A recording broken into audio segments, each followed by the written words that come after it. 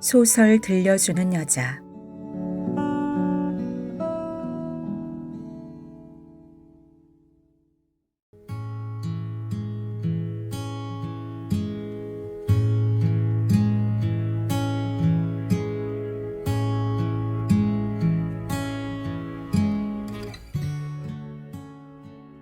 눈으로 만든 사람. 최은미.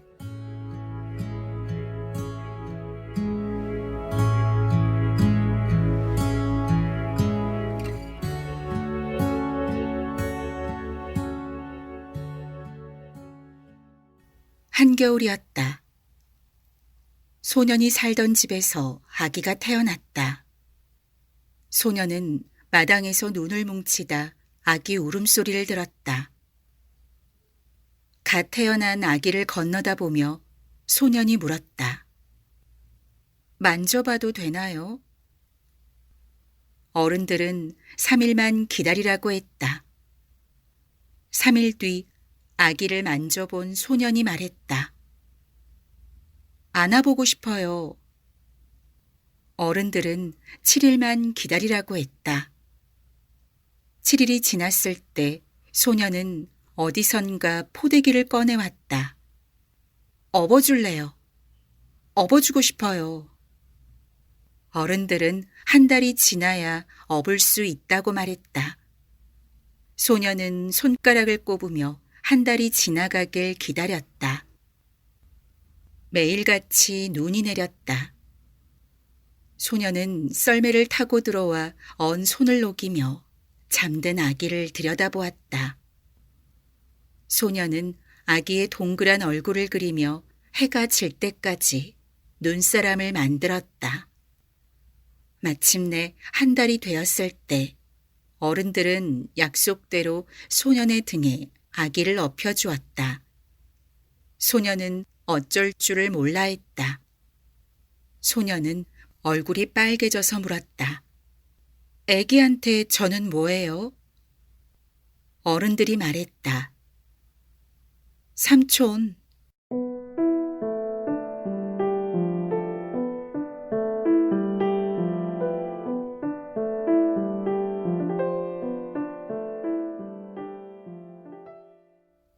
백은호와 백아영은 나란히 앉아 있었다.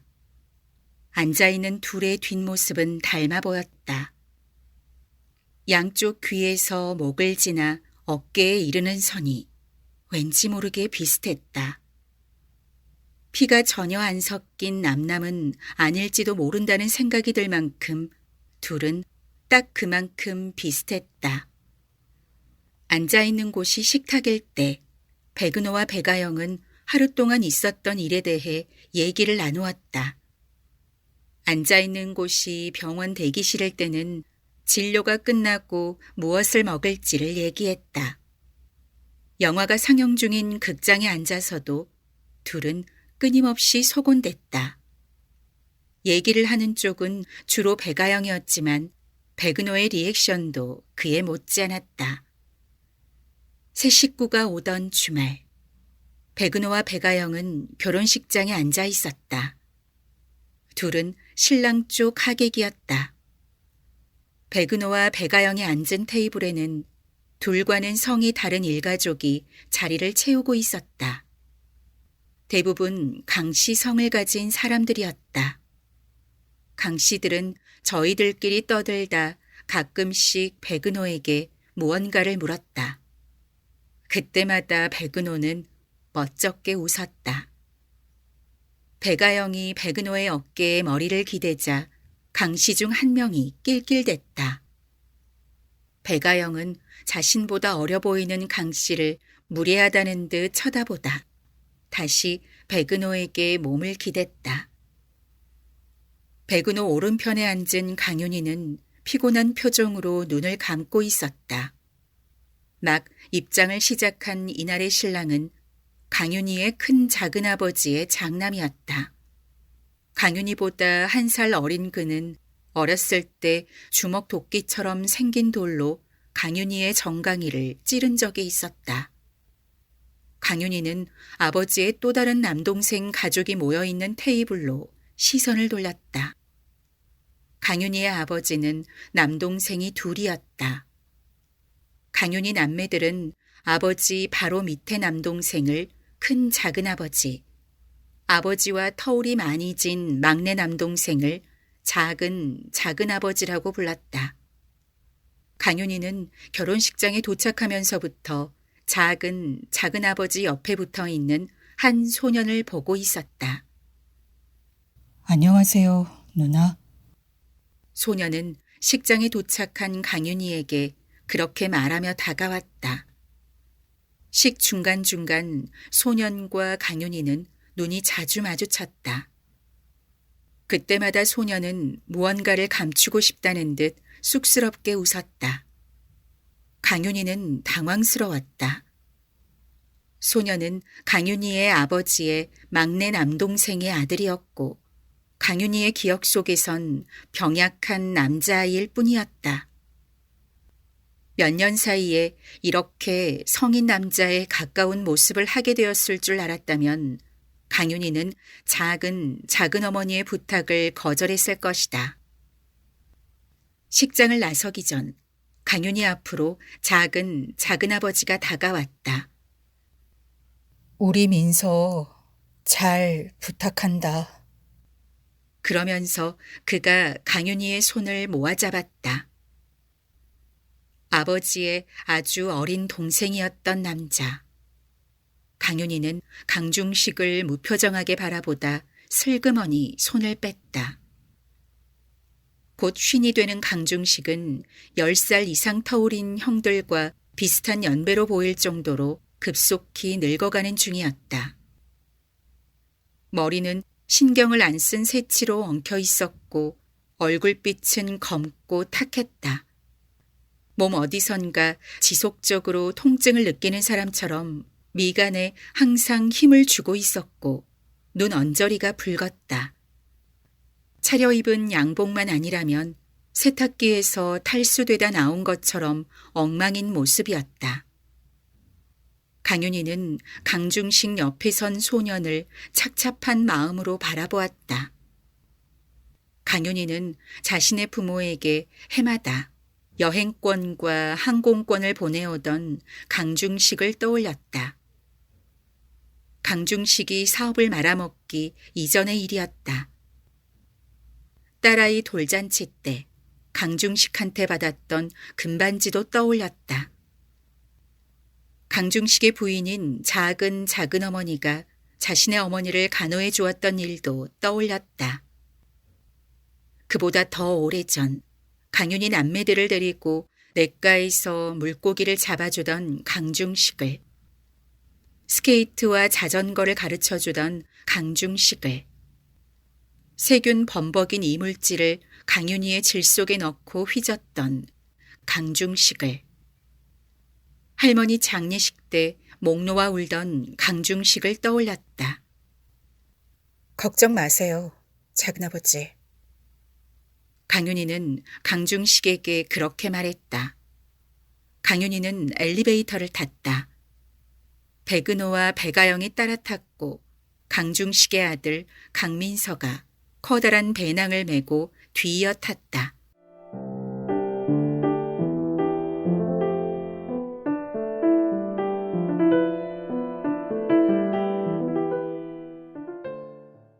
저녁마다 하는 백은호와 백아영의 인사법은 이랬다.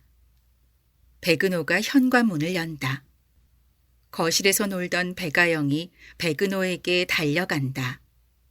백아영을 번쩍 안아 올리며 백은호가 묻는다. 우리 아영이 누구 딸? 백은호의 목에 팔을 두르며 백아영이 대답한다.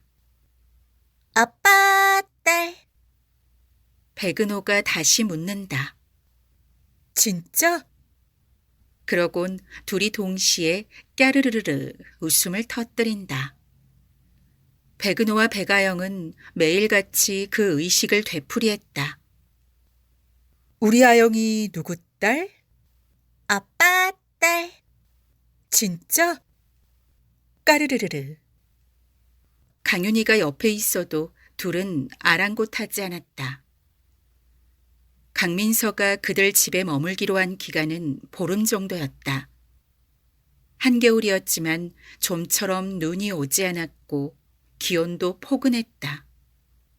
배가영과 강윤희는 겨울방학 중이었기 때문에 집에 머무는 시간이 많았다. 백은호는 혼자만 일을 하러 가는 게 억울하다는 듯 투덜대며 출근했다가 불이 나게 퇴근했다.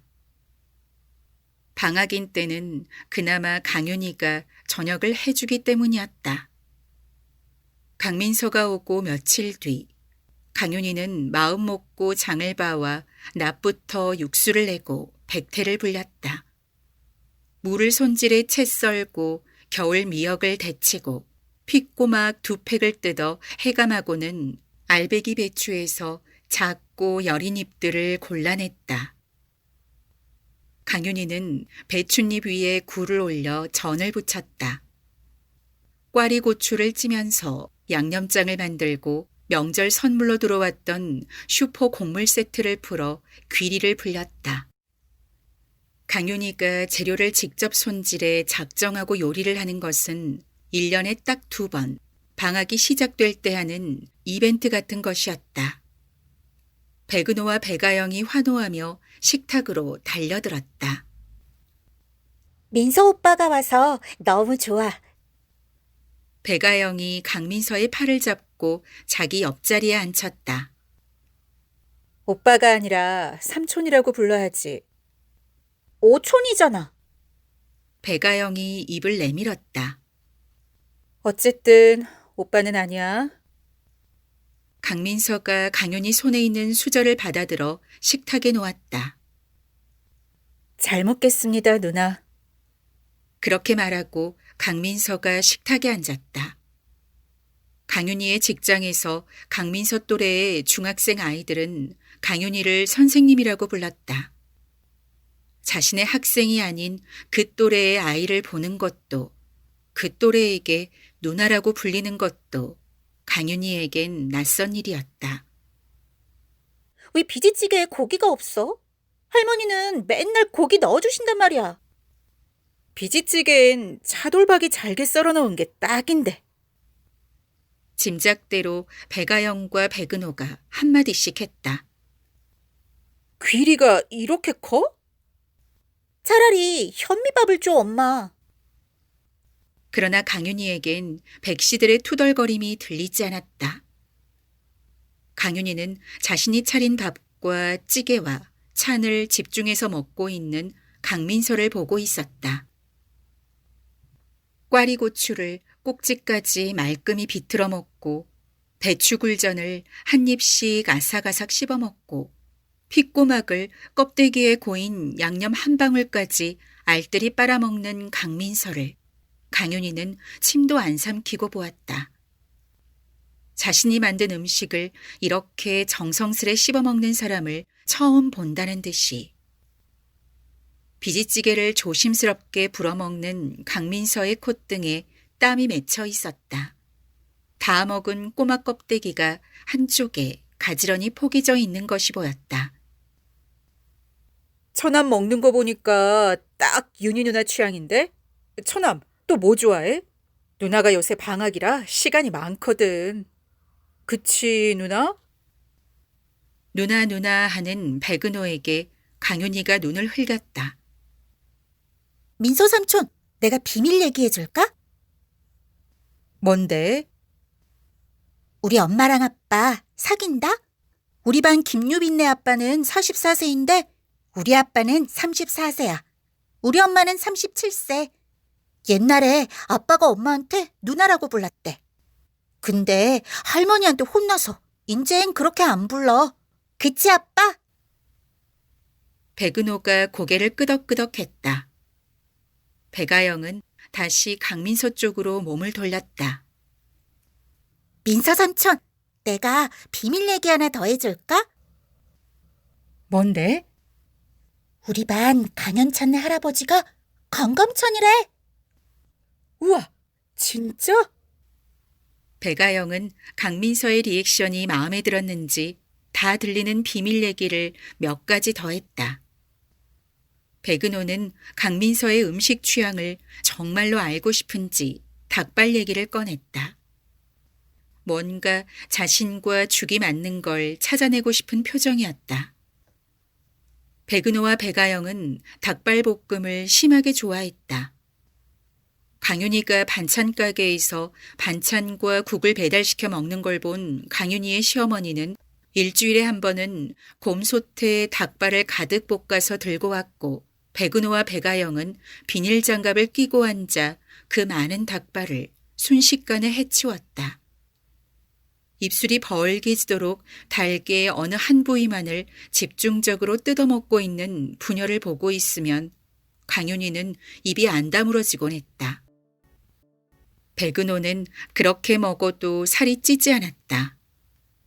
키도 몸집도 원래 작은 편이었고 언제나 가뿐한 듯 발걸음이 가벼웠다. 처음 봤을 때 강윤희는 백은호가 식욕에도 성욕에도 어느 정도 초연한 몸을 가졌다고 생각했다. 자신이 좋아하는 것을 열과 성을 다해 즐기면서도 몸의 욕구에 휘둘리지 않는 사람. 어쩌면 그렇게 생각했기 때문에 백은호에게 끌렸는지도 몰랐다. 문제는 배가영이었다. 식성은 백은호와 같은데 체질은 달랐다. 먹는 만큼 잘 크는 것까지 좋았지만 어느 순간부터 배가영이 먹는 것들이 배가영의 몸에 다른 변화를 가져오기 시작한 것이다. 처남 좋아하는 것 좀 더 얘기해봐. 궁금하다. 닭발 얘기에 별 반응이 없자 백은호가 또 물었다. 오늘 누나가 해준 거요. 이게 다 제가 좋아하는 것들이에요. 무생채도 정말 맛있어요. 강윤희 누나가 다른 건 몰라도 무생채 하나는 진짜 잘 무치지. 저 꽈리고추 들어간 건 다 좋아하거든요. 멸치 볶을 때랑 어묵 볶을 때랑 감자 졸일 때 엄마가 항상 꽈리고추 넣어서 해주셨어요. 봄 되면 도라지 무침도 많이 먹었는데. 맞아. 꽃소금 뿌린 오이에 식초랑 고춧가루 넣고 빨갛게 무쳐서. 도라지 무침은 누룽지랑 먹으면 참 맛있었는데. 동치미 국물에 메밀국수 말아 먹으면 정말 맛있잖아요. 배추에 메밀 반죽 묻혀서 구워 먹는 것도 맛있는데. 무만 조린 무조림도 맛있고 상추 겉절이도 정말 좋아해요. 아, 다시마 부각도 있다. 설탕 많이 몰려있는 쪽만 잘라 먹고 그랬는데. 겨울엔 매콤하게 한 두부조림도 많이 먹었어요. 맞아. 고춧가루랑 들기름이랑 마늘 넣고. 누나도 고들빼기 김치 좋아해요? 전 고들빼기 김치랑 고추장아찌 중에 하나만 있어도 밥 한 그릇 다 먹을 수 있어요. 옛날엔 할머니가 곰치 직접 뜯어다 곰치장아찌도 담가주셨는데. 아, 아빠한테 들었어요. 강민서의 입에서 아빠라는 말이 나오자 강윤희는 멈칫했다. 아까부터 이어지던 익숙하면서도 찝찝한 느낌의 정체를 그제야 알 것 같았다. 지금까지 강민서의 입에서 나온 음식들은 오래전 강윤희가 강중식과 같은 밥상에서 먹던 음식들이었다. 조부모가 생존해 있던 시절, 그 밑에서 같이 살면서 같이 먹어온 음식들. 강윤희는 자신의 할머니와 강민서의 할머니가 같은 사람이라는 사실이 새삼 놀라웠다. 강윤희는 식탁에서 일어나 냉장고에서 한약을 꺼내 중탕했다. 근데 제가 제일 좋아하는 음식은 따로 있어요. 강민서가 말했다. 잠깐, 내가 맞춰볼게. 나 알 것 같아. 백은호가 손을 휘젓다가 멈췄다. 김치만두. 만두, 맞지? 강민서가 웃으며 고개를 끄덕였다. 우리 윤희 누나도 김치만두 킬러야. 김치만두랑 동치미만 넣어주면 톡을 해서 한겨울은 그냥 날걸. 강민서가 빈 그릇과 수저를 싱크대 개수대에 갖다 놓으며 잘 먹었습니다, 누나. 했다.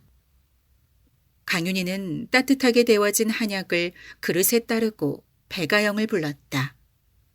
백아영이 인상을 쓰면서 몸을 꼬다가 마지못해 한약을 먹었다.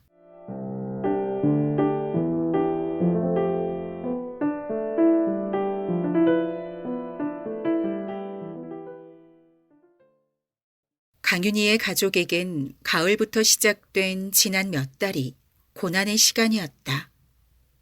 여름방학이 끝나고 아침 저녁으로 서늘해질 무렵 백아영은 가슴이 아프다는 말을 했다. 몸도 굼떠졌고 불안한지 군것질에 집착하는 행동도 보였다. 담임을 맡은 학급이 생기면서 강윤희는 지난해보다 퇴근이 늦어졌고 퇴근을 하고 나면 저녁할 힘조차 없을 때가 많았다. 강윤희는 스스로 하는 습관을 들인다는 이유로 혹은 너무 지쳐서 백아영이 머리를 감거나 샤워를 할 때도 도와주지 않았다. 강윤희가 백아영의 몸에 변화를 한 건 백아영이 가슴이 아프다고 한 지 한 달이 지나서였다. 백아영의 가슴에 멍울이 잡혔다. 가슴에 멍울이 생겼다는 건 2년 이내에 생리가 시작될 수도 있다는 얘기였다. 그건 강윤희가 중학생 때 겪었던 몸의 변화들이었다. 겨우 8살인 아이한테서 일어날 수 있는 일들이 아니었다. 백아영의 두피에서 냄새가 나기 시작한 것도 그 즈음부터였다. 아이 혼자 머리를 어설프게 감아서가 아니었다. 강윤희가 몇 번씩 씻기고 헹구어줘도 백아영의 두피엔 기름이 끼면서 그동안 나지 않던 냄새가 났다. 그 냄새를 뭐라 말할 수 있을까? 더 이상 아이의 냄새라고 할 수 없는 암컷 동물의 털에서 나는 것 같은 냄새였다. 강윤희는 백아영의 증상들을 인터넷에서 검색했고 그게 성조숙증 증상과 거의 일치한다는 걸 알게 되었다. 강윤희는 바로 인근 대학병원의 소아 내분비과 전문의에게 진료 예약을 했다. 병원 대기실 의자에서 진료를 기다리는 동안 강윤희는 성조숙증인지 아닌지를 알려고 온 백아영 또래의 수많은 여자아이들을 보았다. 그날 백아영은 소변 검사와 피 검사를 하고 손목 엑스레이를 찍고 가슴과 자궁 초음파 검사, 성장판 검사를 했다. 그러고 나서 15분 간격으로 피를 6번을 더 뽑았다. 어려서부터 주사라면 자지러지던 백아영은 주사바늘이 계속 들어가자 두려움에 차서 꺽꺽거리며 몸을 비틀었다. 이제는 작은 몸도 아니어서 강윤희와 백은호는 백아영을 붙잡고 진정시키느라 진땀을 뺐다. 그들은 검사 과정에서 이미 기진맥진한 상태가 되었다. 내분비 전문의는 백아영의 황체 형성 호르몬 수치가 높기 때문에 성호르몬 억제 주사를 4주 간격으로 맞아야 된다는 진단을 내렸다.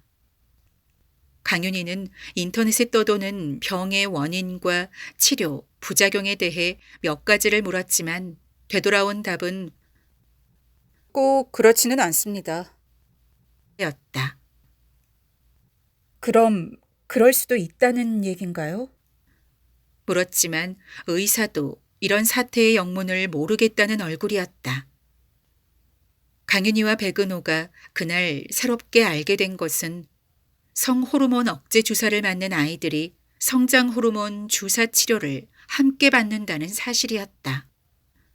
성장이 너무 빨라 억제제를 투여하면서 억제제 때문에 성장이 늦을까 다시 성장 치료를 하는 것이었다. 선택사항이시고 의료보험 안 되세요. 성장 치료에 대해 이렇게 설명한 간호사는 서둘러 다음 환자를 불렀다.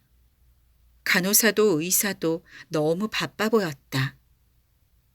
접수와 대기, 진료, 수납을 위해 빠르게 돌아가는 소화 내분비과 앞은 컨베이어 벨트와 다를 바가 없었다. 백은호는 백아영에게 성호르몬 억제제를 투여하는 것을 반대했다. 주사 맞을 때마다 발작이 가깝게 우는 백아영을 도저히 볼 수 없으며 잘 자라고 있는 아이한테 인위적으로 호르몬제를 투여하는 것은 못할 짓이라는 것이었다. 성조숙증 치료 시기를 놓치면 성장판이 일찍 닫혀 최종 성인 신장이 작아진다. 강윤희는 키 얘기를 하며 백은호를 설득했다. 백은호는 식이요법과 운동 얘기를 했다.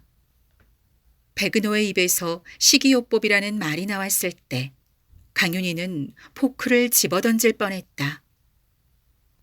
백은호가 안 먹고는 못 사는 소와 돼지와 닭들이 자연스럽게 살다 죽지 못한 인위적인 고기라는 것을 백은호는 속 시원히 인정하려 들지 않았다.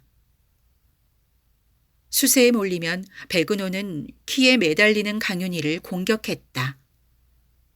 자식의 전시 가치에 집착하는 욕망덩어리라는 것이었다. 키가 큰 남자가 아니라 키가 작은 남자가 그런 말을 하니 전혀 설득력이 없었다. 병원에 다녀온 뒤 강윤희와 백은호는 자주 다투었다. 이게 다 고기 때문이야 라는 강윤희의 말은 이게 다 너 때문이야 혹은 어머니 때문이야 라는 말로 백은호에게 입력되었다. 강윤희의 화살은 시어머니도 백은호도 뚫지 못했다. 화살은 백아영한테로 날아갔다.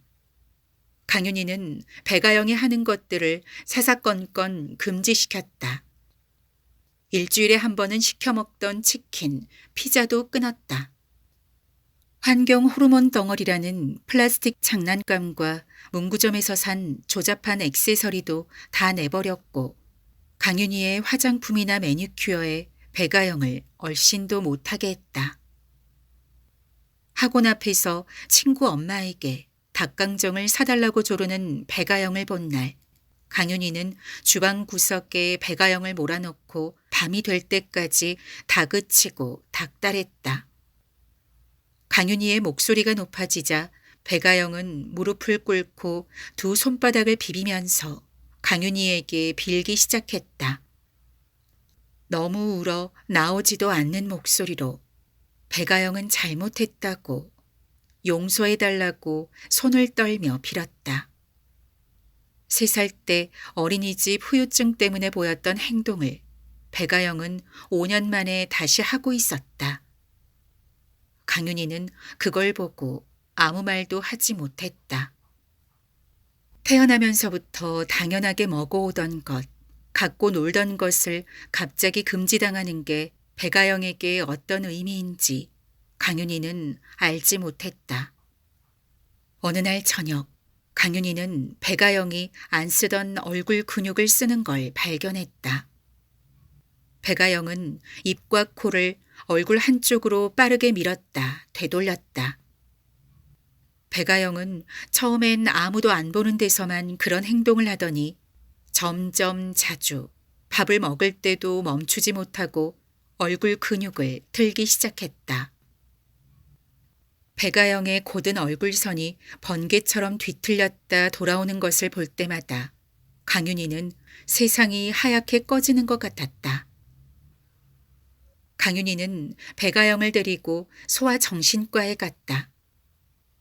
심리적 압박으로 인한 틱 증상이라고 했다. 소아정신과에서는 일시적으로 근육을 마비시키는 주사 치료를 권했다. 강윤희는 백아영의 손을 잡고 조용히 병원을 걸어 나왔다. 그날 밤 강윤희는 잠든 백아영의 얼굴을 보며 소리 죽여 울었다. 이제야 모든 피로에서 놓여놨다는 듯 백아영은 평온하게 잠들어 있었다. 강윤희는 무엇이든 복스럽게 잘 먹는 아이였던 백아영을 떠올렸다. 그게 강윤희와 백은호 부부에게 얼마나 큰 기쁨을 주었던지도. 강윤희와 백은호는 주사치료와 자연치료의 타협점으로 결국 한약치료를 택했다. 별다른 대안이 없었다. 정신과에는 백아영 대신 강윤희가 다니기 시작했다. 강윤희가 정신과 치료를 시작하자 신기하게도 백아영의 틱 증상이 완화되었다.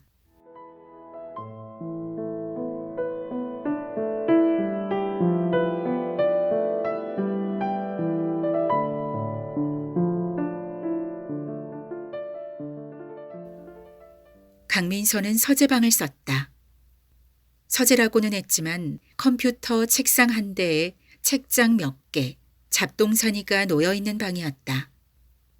강민서는 그 방에서 백아영의 동화책들을 읽으며 시간을 보냈다. 눈을 감고 누워있는 강민서는 창백하고 커다랬다. 강윤희는 강민서가 감기에 걸리지 않도록 온도와 습도에 신경을 쓰며 방을 살폈다. 백아영이 학원에서 돌아오면 백아영과 강민서는 같이 거실에 앉아 컬러링북을 색칠하거나 주사위 게임을 했다. 백아영은 처음엔 백은호에게 하듯이 강민서의 목에 올라타고 팔에 매달리며 몸으로 놀고 싶어 했지만 강윤희가 백은호 외에는 어떤 남자 사람과도 몸을 접촉하지 못하도록 세뇌했기 때문에 곧 포기했다. 강윤희의 작은 어머니는 하루에 한 번씩 전화를 해 고맙다고 미안하다고 말했다. 강중식의 상황이 얼마나 좋지 않은지를 얘기했고 마지막에는 강민서 얘기를 하면서 눈물을 흘렸다. 강윤희는 멍한 상태로 식탁에 앉아 백아영과 강민서를 쳐다보았다. 눈도 오지 않고 춥지도 않은 날이 이어졌다. 겨울용품 업체들이 울상을 짓고 있다는 소식이 들려왔고 채널을 돌리다 보면 홈쇼핑 쇼호스트들이 어색하게 웃으며 라쿤 털 패딩을 판매하고 있었다. 엄청난 추위가 한 번은 온다는 얘기가 있죠? 그들은 더워 보이는 패딩을 입고 그렇게 말했다. 며칠 뒤 백아영을 학원에 보내놓고 강윤희는 친정엄마에게 전화를 했다. 너는 꼭 뭐 물어볼 거 있을 때만 전화하지. 친정엄마가 투정 섞인 핀잔을 냈다. 강윤희는 자신이 지금까지 친정엄마에게 물었던 것들을 떠올렸다. 어떤 콩은 밥을 해도 왜 계속 딱딱한지, 잡채에 마늘을 넣어야 하는지 말아야 하는지, 녹말가루는 뜨거운 물에 풀어야 하는지 찬물에 풀어야 하는지. 하지만 강윤희가 정말로 묻고 싶은 것은 그런 것들이 아니었다. 엄마는 어떻게 세상을 믿을 수 있었던 것인지 강윤희는 궁금했다. 어떤 믿음이 11살 딸과 23살 시동생 둘만 남겨놓고 여행을 갈 수 있게 했던 것인지. 강윤희는 살아생전에 그런 얘기들을 엄마와 할 수 있는 날이 올까 생각했다.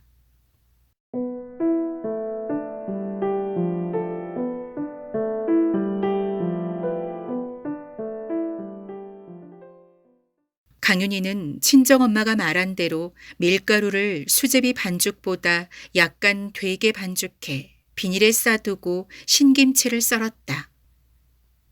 쫑쫑 썰라고 했기 때문에 쫑쫑쫑 썰었다. 두부를 힘주어 짜고 숙주나물을 데치고 파와 마늘을 다져 넣어 소를 만들었다. 강윤희는 반죽해 놓은 밀가루를 치대고 길게 말아서 피 하나 크기만큼 잘라 놓았다. 교자상을 펴고 밀대를 꺼내놓자 백아영과 강민서가 달려들었다. 강민서는 여러 번 해보았는지 밀대를 쓱쓱 움직여 만두피를 보름달처럼 만들어 놓았다. 누나, 오늘 밤부터 많이 추워진대요. 강민서가 만두소를 뜨며 말했다.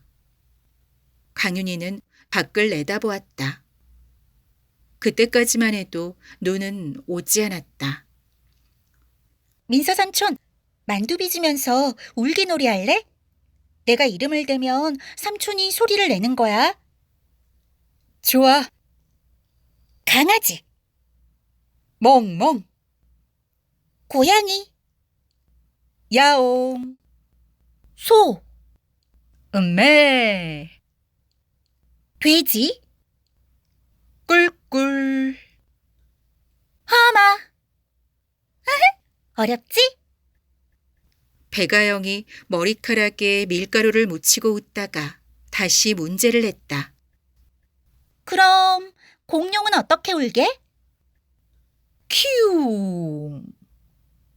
오, 소라는 어떻게 울게? 철썩철썩. 그럼 우리 엄마는 어떻게 울게? 잠시 정적이 이어졌다. 강민서가 강윤희의 눈을 보고 있었다. 강민서의 시선이 주는 기이한 힘이 공간을 채워왔다. 이상하게도 그 잠깐 사이에 강윤희는 위로를 받고 있는 것 같았다. 배가영이 환호를 하며 일어섰다. 강윤희와 강민서는 밖을 보았다. 거짓말처럼 한방눈이 내리고 있었다.